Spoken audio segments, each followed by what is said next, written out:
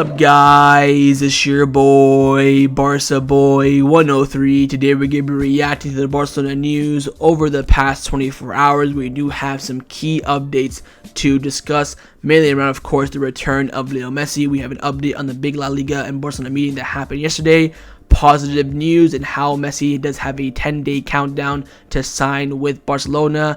After that 10-day countdown, his signing will officially be ruled out, and Joan Laporta has made his absolute priority to make his signing a reality to Barcelona. We also have updates on the pivot position, more specifically around Joao Kimmich and Barcelona's advancement to sign him, and how Ruben Neves at some point this summer will sign for Barcelona. And one of the big news over the past 24 hours, in my opinion, is the big problem at right back, where Joao, Cancelo, and Juan, the two main targets for Barcelona, are now both officially ruled out as options, and now Barcelona may not end up signing a right back this summer. We also have updates on the future of Ansu Fati, Raphinha, Samuel Umtiti, and a huge one on Nico Gonzalez, and finally a big contract renewal update on the renewal of Ousmane Dembele, and how talks at the moment are very, very positive over him staying at Barcelona and signing a new 4-year deal until 2027. But before we get into it, make sure you guys smash that like button down below. Let's try to get to 200 likes on this video. It'd be very much appreciated. Also, if you're new, make sure to subscribe down below if you haven't already, and let's get into it. Let's start off with the transfer news over the past 24 hours. Now, we're first going to be discussing an update on the Joao Kimmich situation, where Ferran Martinez from Mundo Deportivo is still very, very adamant that Kimmich is an option for Barcelona. He's come out saying that Barcelona have not given up yet on Joao Kimmich. Barcelona want to notify Bayern Munich of their interest in Kimmich, but first they need the approval from La Liga for the feasibility plan. It is expected that next week Barcelona can make an approximation and plan. Xavi is crazy about Kimmich and is willing to meet with him, even if it is during the vacation, which he already did last summer with many players. Kimmich wants to hear from Xavi as well. Barcelona know that it will be complicated, but they continue to insist because they know that a signing of this caliber will raise the quality of the squad considerably. Now, with Zubimendi looking not complicated, but more the player really wanted to stay and play Champions League with Sociedad, that operation is now difficult. I think with the situation of Bayern Munich, their whole board being sacked, new board coming in, you have Alphonso Davies questioning the future. Apparently they want to sell Goretzka. Benjamin Pavard is already leaving.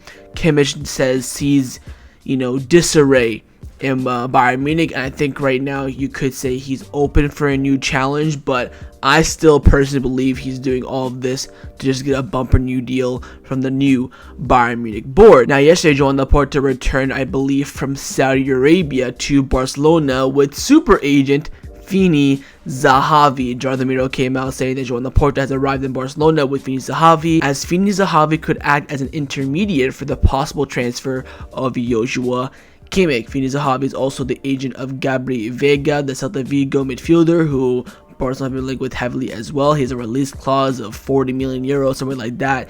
If Celta Vigo get relegated, I think the situation will change a bit, so keep your eyes on that. But Jonathan Miro did say, a few days ago that Kimmich is not an option. He wasn't, the top 6 midfielders that Barcelona wanted. There was Neves, Zubimendi, Guido Rodriguez, Vermeeren, Kante, Oriol Romeu. They were all there, but Kimmich wasn't on that list. But now all of a sudden the name does have somewhat of a resurgence. Look, for me personally, I think Kimmich is a fantastic player, and I would happily take him at Barcelona. I still don't think he's a single pivot. I think if he does come in, I would expect Xavi to change the system and play a double pivot. I think Kimmich's signing will also be in line with Messi, because if Messi comes back, you want to maybe play him in the number 10, have Dembele and Raphinha on the wings, Lewandowski up top, then a double pivot behind him. Maybe you could have Pedro on the left, have that creativity in the front line. Then on the right hand side, you can have Dembele up front, Lewandowski. So if we sign Messi, this kind of makes sense, but if we don't and we need a lone pivot, I don't see Kimmich doing that role. I think he's a very similar profile to a Frankie de Jong, where he would do well in a double pivot. He also could come in and play right back as well. That's also, I think, a very decent option as well. We'll wait and see. But again, for me, the main worry is the price tag. I think the current touted price is around 80 million euros, and I'd rather spend 60 on Zubimendi or anyone else, and then that other 20 on, a Victor Roca or a Carrasco or whatever the case may be. I think spending all that money, the majority you could say of our transfer budget on one player, isn't the best move, especially when the player is doubtful. He's not the clear and obvious choice. Let's say, for example, Rodri was available for 80 million. Spend it, you get him in, perfect, no problem whatsoever. But with Kimmich, you're spending it, not really what we need, question marks and all this stuff. So that's my personal only concern. So wait and see what happens. Again, the pivot position, although is a priority for Barcelona, the rumors haven't been concrete over the past few days, maybe because Barcelona want to start out Messi first, which makes sense, but it's very, very clear, very obvious. Xavi has said it numerous amount of times that the pivot is the utmost priority to reinforce this summer. Now, a midfielder who Barcelona are expected to sign at some point during the summer transfer window is Ruben Neves. Gerardo Miro came out saying that Ruben Neves will be a culé sooner than later. So he's basically saying that at some point Ruben Neves will sign for Barcelona. Again, personal terms with the player are fully agreed, but nothing, of course, with Wolves. This for me signals a lot, and more specifically the end of Franck Kessié. I cannot see Neves coming in with Franck Kessié staying. You also want to sign İlkay Gündoğan as well on a free transfer. It looks like we're having somewhat of a mini revolution in the midfield, but it doesn't make sense. You know, if you want to sign Gündoğan, a pivot, Ruben Neves, you want to sign 3 midfielders, you already have Frankie de Jong, Pedri, Xavi. You have 6 and 6, but there's still no clear pivot. If you could say right now, hypothetically speaking, the front runner for the pivot is Kimmich, even though he's not a pivot. So, a lot of if, buts, and maybe. But for me on Neves, look, he's a decent player. I still don't think he's a Barcelona type player, especially for the role that we're bringing him into. When the manager rejects a player 3 times, what is the point of bringing him in? He's gonna come in, Ruben Neves, with immense, and I mean immense amount of pressure. He's coming in knowing Xavi said no to his signing 3 times, and that he's coming in essentially as a favor for Jorge Mendes.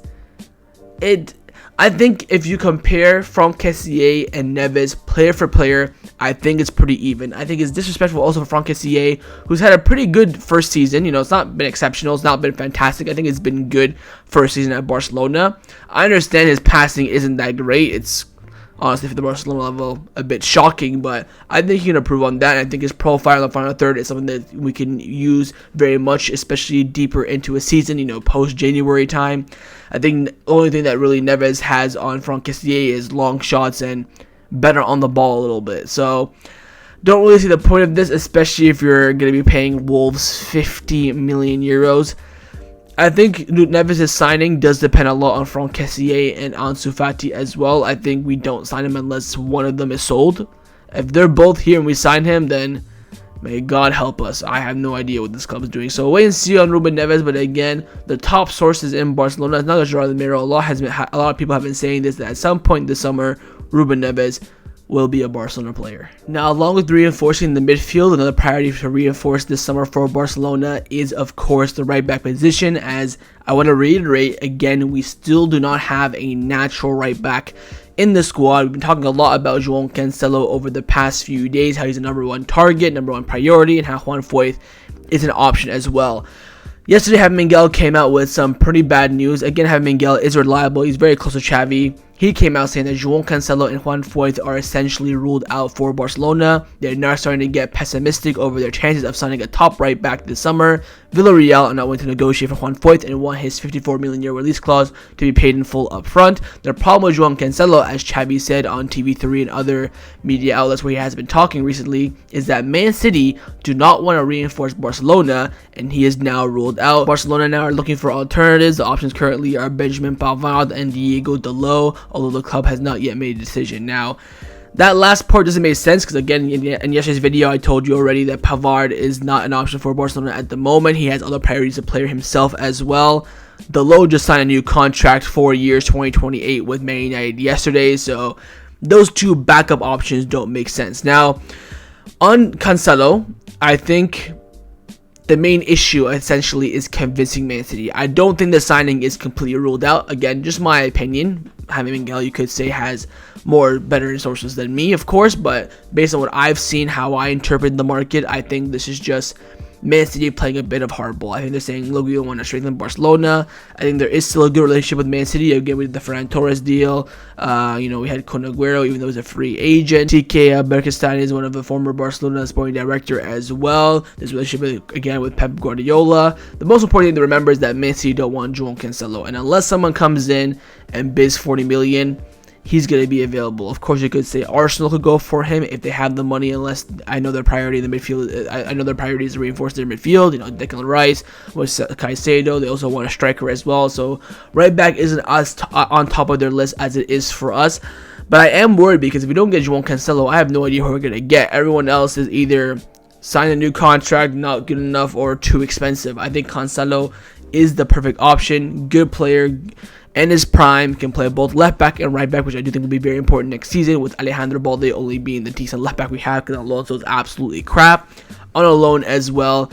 I think now it's just about convincing Man City, but having Miguel saying is completely off the book. So we'll wait for further confirmation, but it looks like there is complications for Barcelona in signing a new right back this summer. And again, you have to keep in mind the Jules Koundé situation. He was promised by Xavi that for the upcoming season, he will play majority at center back, barring some games he might play right back tactically, like here and there, but he will fully be a center back next season. He'll not fully be consecutively playing at right back. So we'll wait and see. Complications right now in signing a new right back. I still think it's a priority for Barcelona. I think they still need to get it done.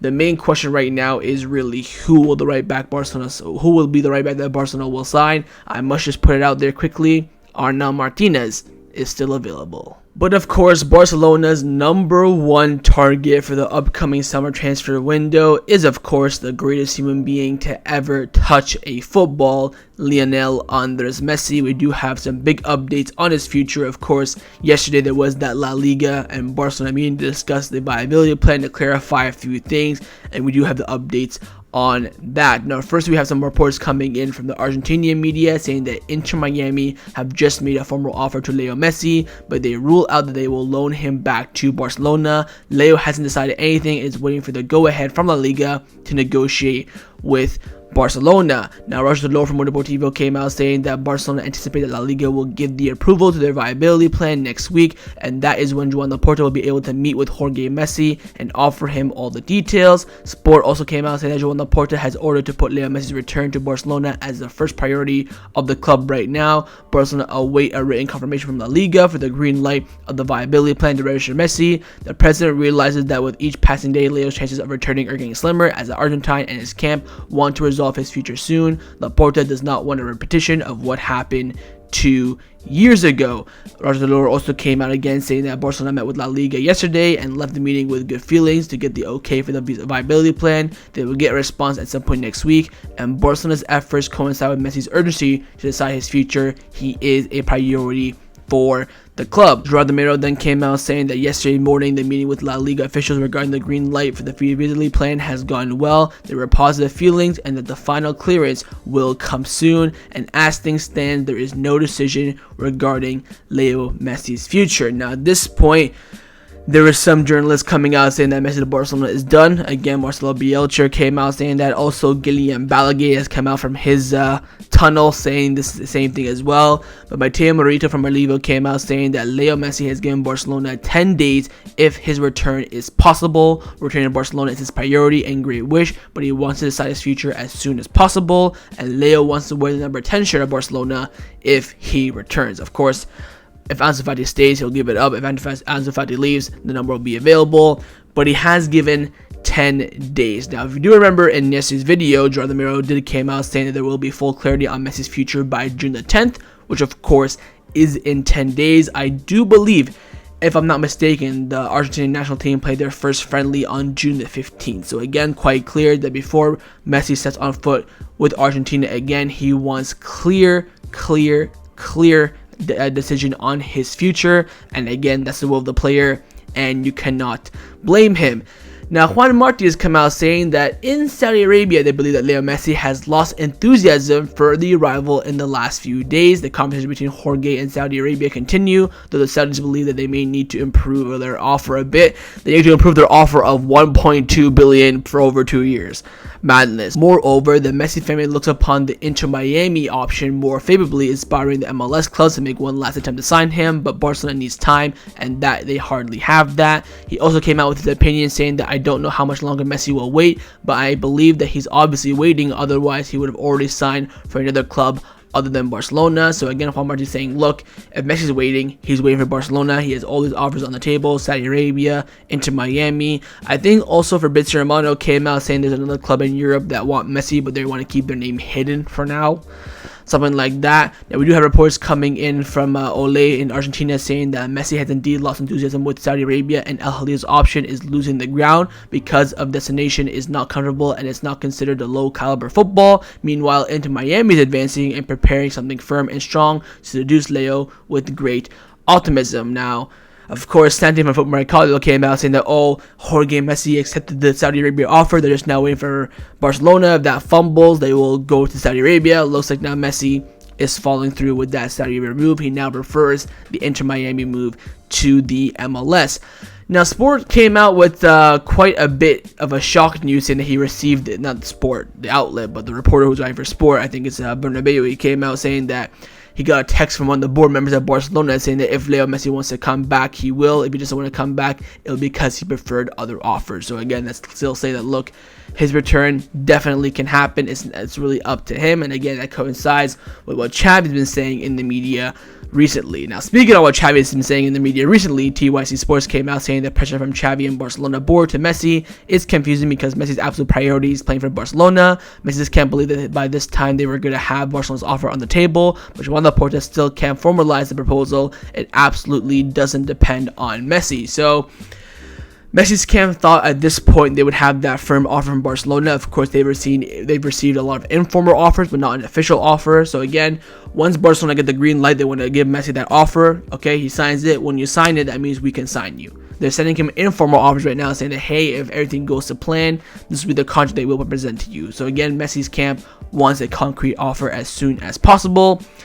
But then later in the evening, after Busquets' farewell, Joao Ramiro from inside the Spotify Camp Nou gave us the exclusive big news on the return of Leo Messi. Shortly after, Guillem Balaguer came out saying that Messi to Barcelona return, there is no chance, it will not be happening. Of course, Guillem Balaguer is famously known for writing an autobiography on Messi, with Messi, of course, giving him information and stuff like that. So you could say he's relatively close to Messi, but he does work for La Liga. He was saying a lot that's not La Liga's fault, it's Barcelona's fault, so take that as you will. He's not a good journalist overall, in my opinion, but he does have that Messi connection, so I think his news should be considered. But of course, the main man, Joao Ramiro, came out with the big news. He then gave the details of La Liga's meetings, and the documentations have been reviewed. Barcelona in the last few hours have modified some parameters, and La Liga is about to give the okay for the viability plan. They have passed it to another consultant to finish reviewing everything well. And then here's the big news. La Liga called back Jorge Messi, of course the father and agent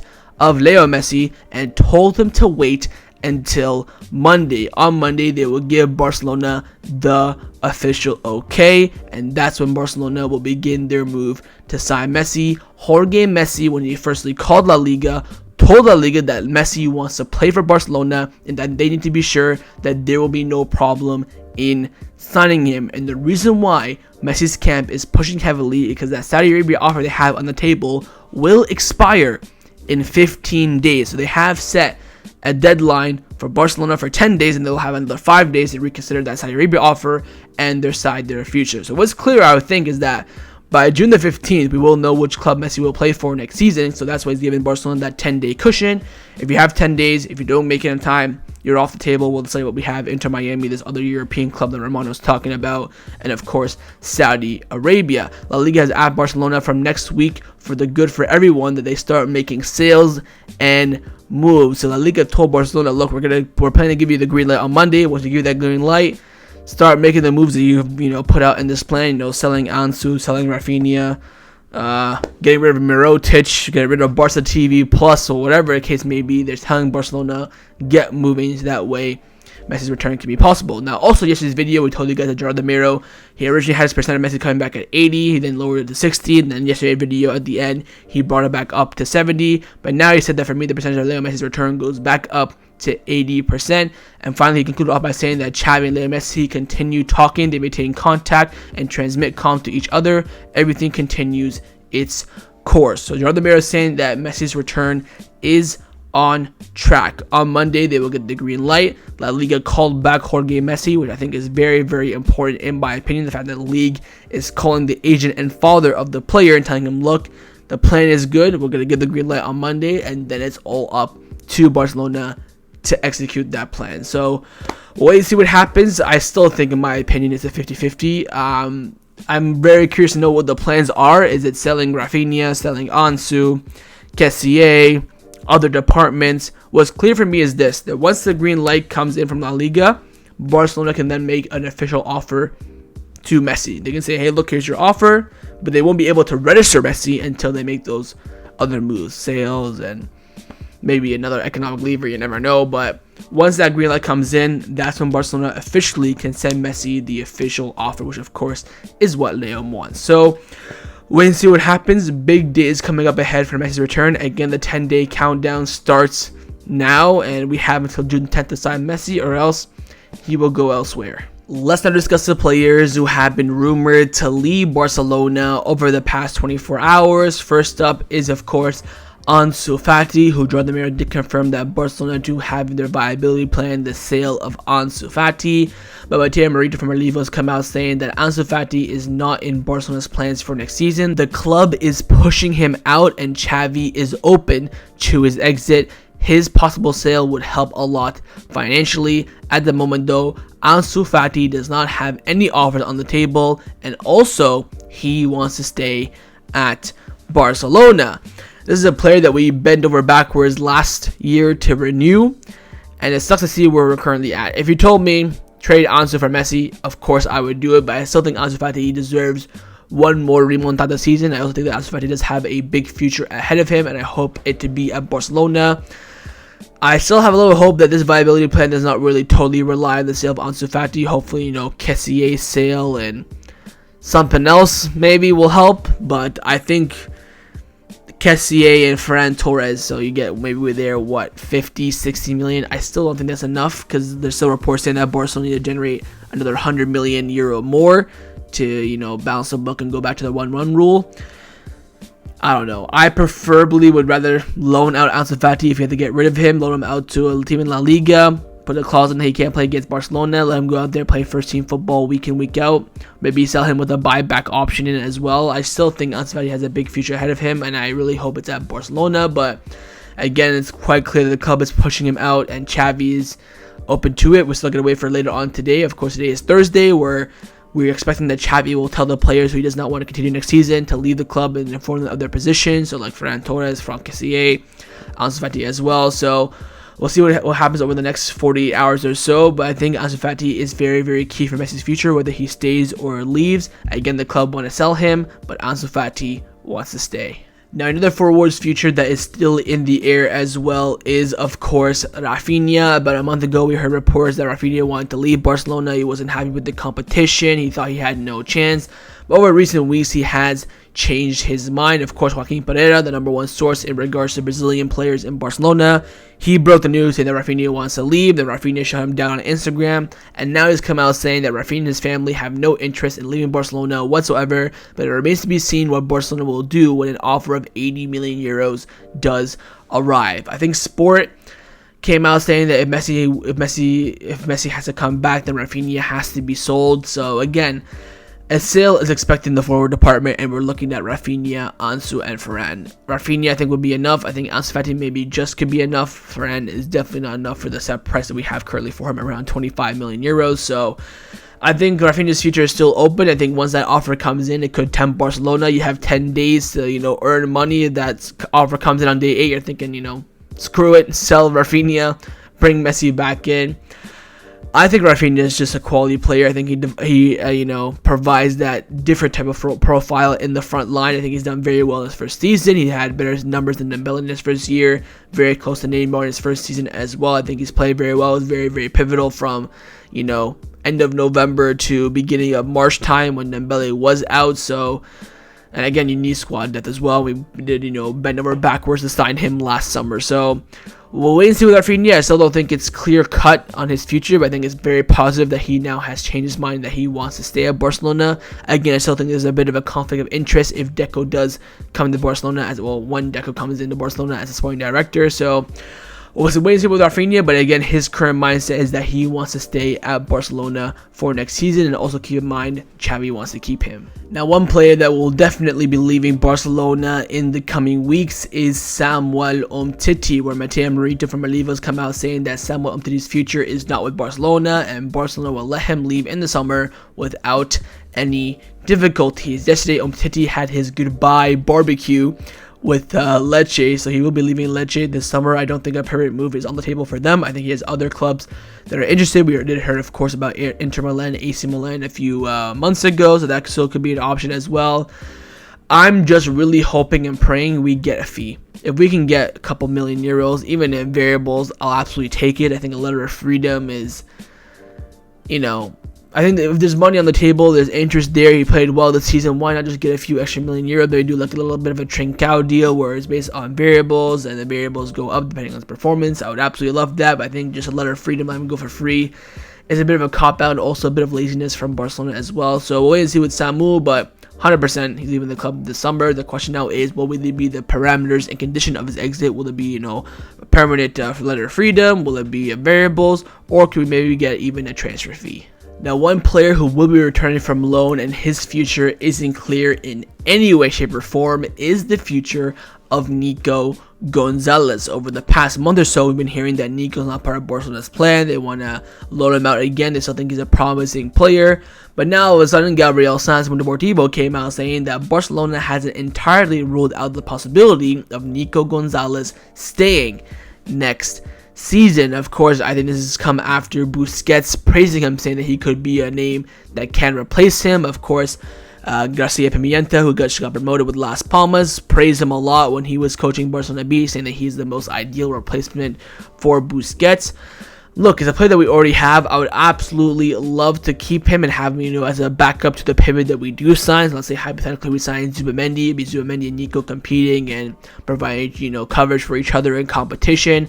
I think Nico can do that role. I think his role in Valencia wasn't really a single pivot, more so a double pivot in him sometimes going forward as a box-to-box.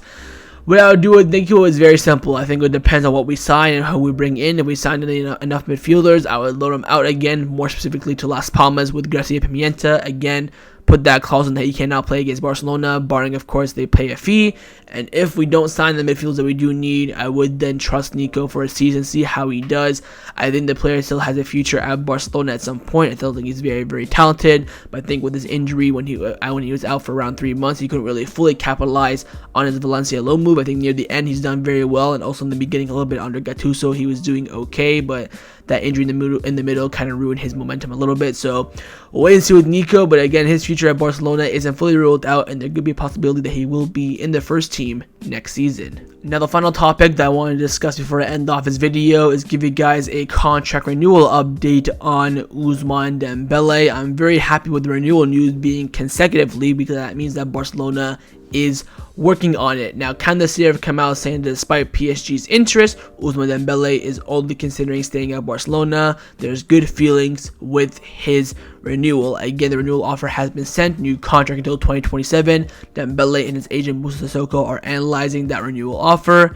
Yesterday, during Busquets' farewell, Dembele was being joked about a lot about being a captain for next season. He came in wearing glasses, and he said that because he's going to be crying a lot with Busquets is leaving. I think the player cares about the club. He's learned the language, and I do hopefully have a lot of optimism that he does renew his contract. Of course, he does have that release clause that will kick in in July for 50 million euros, and apparently he'll get 25 of that if a club does come in and activate that as per the agreement for his last contract renewal last summer. So wait and see with them boosts. Again, talks are ongoing. They're very positive as well. The feelings are very good, both on Dembele's side and Barcelona. But with his agent Moussa Sissoko and what he's done over the past few months last year, you just never know. So that was my reaction to the Barcelona news over the past 24 hours. Hope you guys enjoyed this video. If you did, make sure to leave a like, and of course leave me your thoughts down below in the comments on everything we discussed. The main thing, firstly, of course, is your thoughts on the return of Lionel Messi. Think it'll happen or not?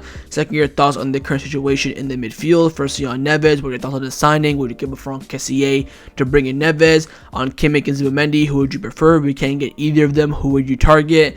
Thirdly, your thoughts on the dilemma right now in the right back position, not being able to sign Cancelo or Foyth. Who would you prioritize after that? Pavard, Arnau, Martinez. Would you go all in for Foyth, pay Messi the money they want for him? That way there's no conflict of interest and question and doubt in Messi's eyes. And finally, your thoughts on the positive renewal talks over the contract of Ousmane Dembele. And you still think there could be a possible big saga yet to happen with his renewal. And of course, make sure you guys subscribe down below if you haven't already, and I'll see you guys next time on the channel. Take care and Forza Barca.